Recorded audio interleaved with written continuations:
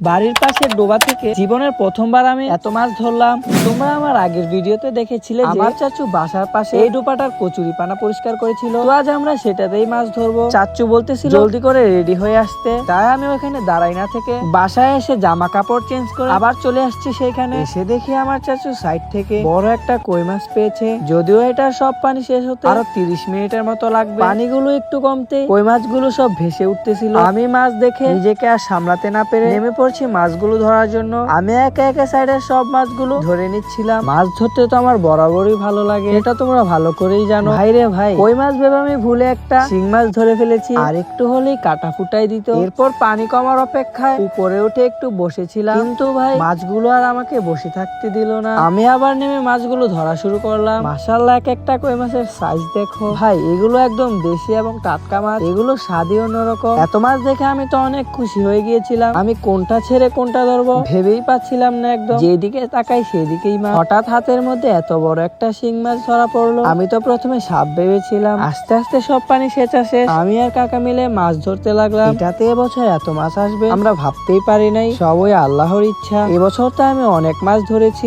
তোমরা দেখেছো, কিন্তু আজকের মতো মাছ ধরে মজা আমি কখনোই পাইনি। যাই হোক, তোমরা অনেকে আমাকে কমেন্ট করে থাকো যে ভাই তোমার বাসা কোথায়। আমার বাসা কুমিল্লা তিতাস থানায়। আর কুমিল্লা তিতাস থেকে কে কে আমার ভিডিওগুলো দেখো কমেন্ট করে জানাই যেও। আর আমার এরকম গ্রামীণ ভিডিওগুলো তোমাদের কেমন লাগে সেটাও জানাই যেও। যাই হোক, মাছগুলোতে অনেক কাদা হয়ে গিয়েছিল। আমি আর চাচ্চু মিলে কিছুটা কাদা সরাই নিলাম। এটাতে বেশিরভাগ মাছ হচ্ছে কই মাছ আর শিং মাছ। আমরা আস্তে আস্তে মাছগুলো ধরা শেষ করলাম। ভাই এটাকে তোমাদের ওইদিকে কি বলে? দেখতে তো পুরো একটা সাপের মতো। চলো, মাছ ধরা তো এখন শেষ হলো। এগুলোকে এখন ভালোভাবে ধুয়ে কাদাগুলো পরিষ্কার করে নেওয়া যাক। আলহামদুলিল্লাহ, দেখো সব মিলে এতগুলো মাছ পেয়েছি। আমি কই মাছগুলো আলাদা করে নিয়েছি, না হলে আবার কই মাছগুলো শিং মাছগুলোকে নষ্ট করে ফেলবে। মাছ তো অনেক ধরেছি, কিন্তু সবগুলো ক্লিপস দিতে পারি নাই, কারণ এমনিতেই ভিডিওটা অনেক বড় হয়ে গিয়েছে আর ধরে ধরে সব ক্লিপস দেওয়া সম্ভব না। যাই হোক, এরপর সবগুলো মাছ নিয়ে বাসায় চলে আসি। আজকের মতো টাটা।